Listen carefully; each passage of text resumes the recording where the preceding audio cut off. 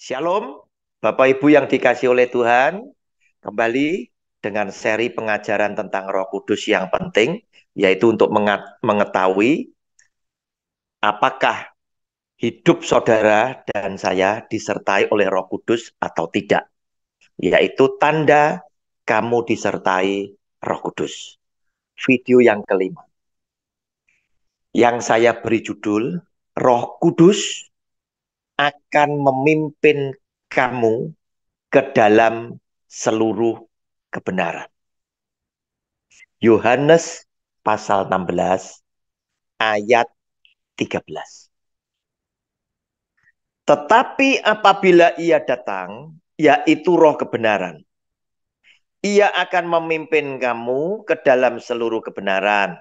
Sebab ia tidak akan berkata-kata dari dirinya sendiri, tetapi segala sesuatu yang didengarnya itulah yang akan dikatakannya. Dan ia akan memberitakan kepadamu hal-hal yang akan datang. Saudara, apabila ia datang, yaitu Roh kebenaran.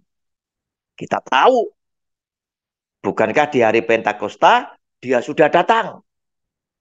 Tapi yang di sini yang dimaksudkan oleh Tuhan Yesus, apabila Roh Kudus itu datang, adalah Roh Kudus itu berkenan tinggal di dalam hidup saudara dan saya dan menyertai kita untuk selama-lamanya. Jika itu ya, maka Roh Kudus yang tinggal di dalam hidup kita akan memimpin kamu, saudara dan saya, ke dalam seluruh kebenaran. Kebenaran apa? Yaitu kebenaran di dalam kita menjalani kehidupan sekarang ini. Sehingga lewat hidup kita, orang yang di sekeliling kita itu mendapat berkat lewat kamu, saudara dan saya. Kenapa? Karena Roh Kudus yang ada di dalam kita itu akan memimpin kita ke dalam seluruh kebenaran. Mulai yang pertama, cara kamu berpikir. Ya, berpikir. Sama seperti ya yang tertulis di dalam Filipi pasal 2 ayat 3 sampai dengan ayat yang kelima. Sebab apa? Roh Kudus ini hanya akan memuliakan aku, huruf besar, yaitu Tuhan Yesus. Dengan tidak mencari kepentingan sendiri atau puji-pujian yang sia-sia. Sebaliknya, hendaklah dengan rendah hati yang seorang menganggap yang lain lebih utama daripada dirinya sendiri. Dan janganlah tiap-tiap orang hanya memperhatikan kepentingannya sendiri, tetapi kepentingan orang lain juga. Hendaklah kamu dalam hidupmu bersama, menaruh pikiran dan perasaan yang terdapat juga dalam Kristus Yesus. Saudara, Kristus Yesus yang akan dimuliakan oleh Roh Kudus di dalam hidup saudara dan saya. Itulah tujuan Roh Kudus satu-satunya untuk memuliakan Tuhan. Otomatis Anda dan saya juga akan dipimpin ke dalam seluruh kebenaran seperti yang ada di dalam hati dan pikiran Yesus Kristus Tuhan. Yang tidak pernah menganggap kepentingan diri sendiri lebih utama dari kepentingan orang lain.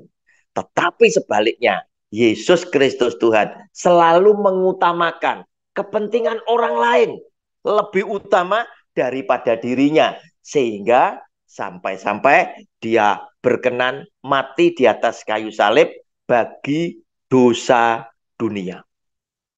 Saudara yang dikasih oleh Tuhan, tadi yang pertama, kita dipimpin ke dalam seluruh kebenaran, yaitu cara berpikir kita. Yang kedua, cara kita berbicara. Yang dikatakan oleh kita pasti karena Roh Kudus yang tinggal di dalam hidup kita akan mengajar kita tentang segala sesuatu dan mengingatkan kita akan firman yang Tuhan Yesus katakan, otomatis apa yang Anda ucapkan, yang keluar dari kata-kata mulut saudara dan saya, semuanya berdasarkan firman Tuhan. Berdasarkan firman yang pernah disampaikan oleh Tuhan Yesus.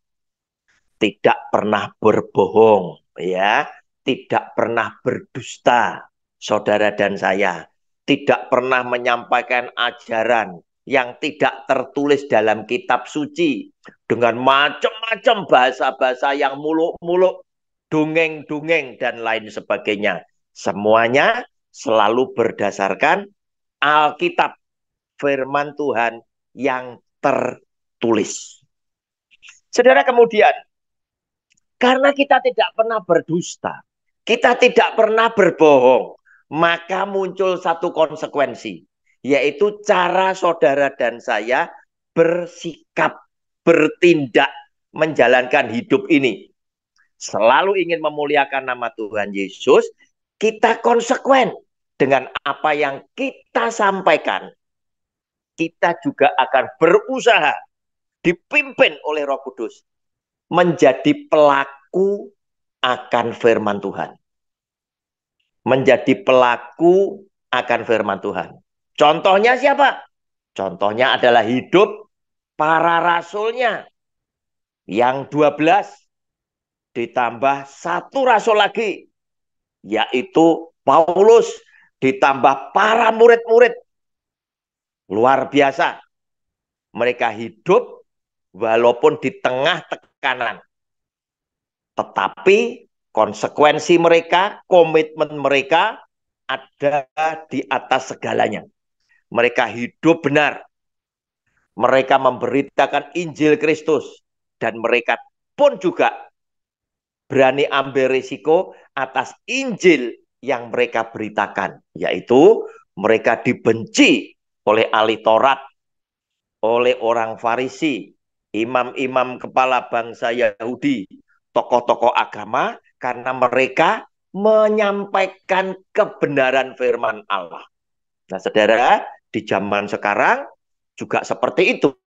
Jika Anda dipimpin oleh Roh Kudus ke dalam seluruh kebenaran, yang Anda akan sampaikan, yang Anda akan kerjakan, yang Anda pikirkan, semuanya akan tertuju kepada Yesus Kristus Tuhan, bukan yang lain.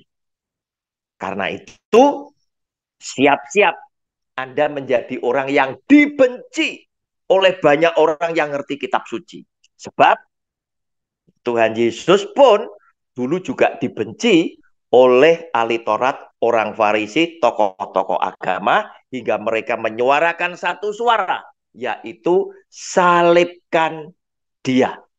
Sebab kebenaran yang dia sampaikan itu berseberangan dengan tokoh-tokoh agama yang menyampaikan ajaran-ajaran agama untuk membuat mereka menjadi dikultuskan, didewakan, yang ujung-ujungnya mereka punya kekuasaan dan mereka menikmati uang rakyat yang dipimpin oleh mereka.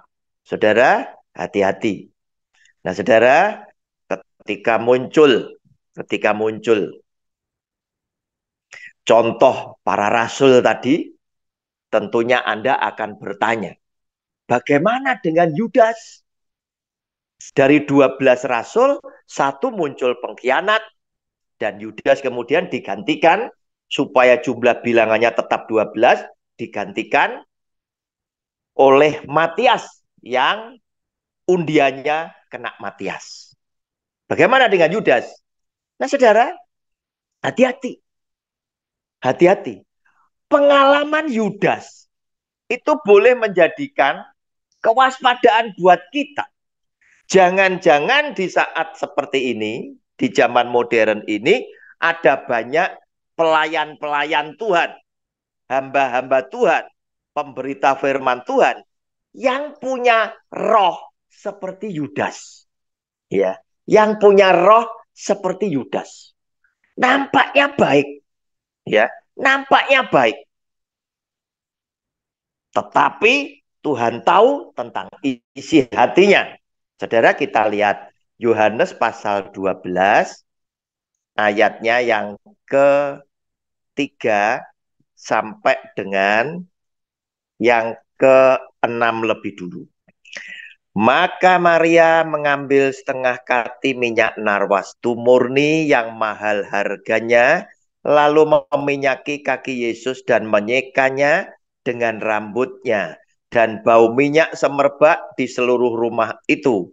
Tetapi Yudas Iskariot, seorang dari murid-murid Yesus yang akan segera menyerahkan dia, berkata, "Mengapa minyak narwastu ini tidak dijual 300 dinar dan uangnya diberikan kepada orang-orang miskin?"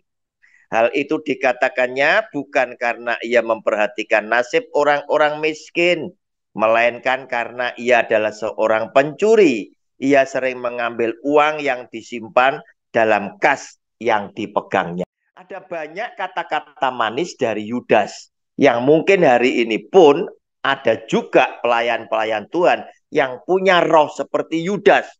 Nampaknya baik yang dikatakan Yudas.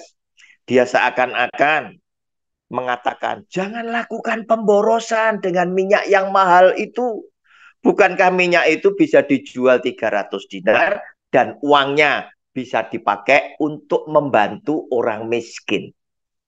Saudara, tetapi Alkitab menulis ya, Yudas ngomong seperti itu tidak sesuai dengan isi hatinya. Padahal Yudas itu adalah seorang bendahara yang pegang duit pelayanan. Dia suka ngambil duit dalam kas yang dia pegang. Dan kita tahu lebih parah lagi, Yudas melakukan pengkhianatan. Nah, Bapak Ibu, kita lanjutkan ayat 7 dan ayat 8. Apa yang dikatakan oleh Tuhan Yesus? Maka kata Yesus, biarkanlah dia melakukan hal ini mengingat hari penguburanku. Tuhan Yesus memuji Maria. Ayat 8, karena orang-orang miskin selalu ada pada kamu, tetapi aku tidak akan selalu ada pada kamu. Saudara, orang dipakai oleh Tuhan pada bagian-bagian yang berbeda. Hal-hal tertentu. Maria lakukan itu mempersiapkan penguburanku, baik, biar dia lakukan.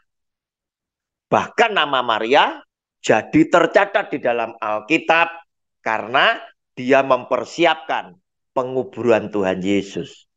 Sedangkan orang miskin yang diusulkan oleh Yudas, Tuhan Yesus katakan, orang miskin selalu ada di sekitar kamu. Artinya Tuhan Yesus ingin menyampaikan bahwa orang miskin akan dipelihara oleh Tuhan lewat orang-orang yang diberkati Tuhan berlebih.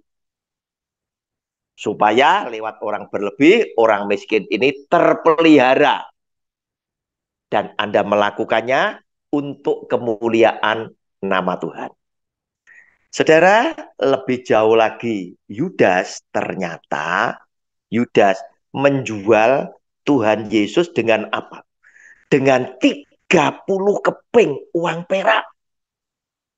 Dengan 30 keping uang perak. Dan saudara, hati-hati. Orang itu pandai.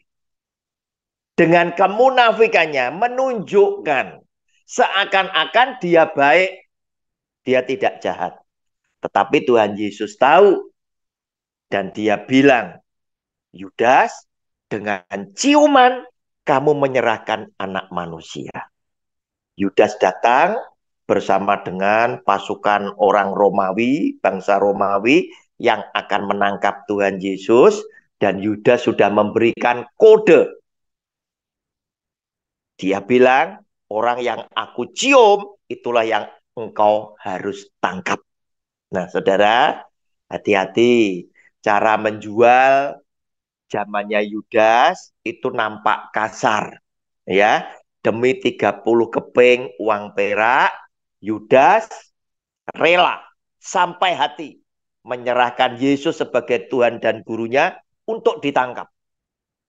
zaman sekarang, hati-hati. Apalagi mau pemilu. Hati-hati. Garis bawahi. Mau pemilu. Ada banyak kesempatan. Dalam tanda kutip. Tidak menuduh. Ya, tetapi memberikan warning, peringatan. Banyak hamba Tuhan yang punya banyak jemaat berkesempatan menjual Yesus dengan janji saya mendukung bersama jemaat saya. Saudara, hati-hati. Jika Roh Kudus memang ada di dalam hidup saudara, menyertai saudara selama-lamanya, maka Roh Kudus akan memimpin kamu ke dalam seluruh kebenaran. Tuhan Yesus memberkati Anda bersama keluarga, sebagaimana Tuhan Yesus sudah memberkati saya bersama keluarga. Amin.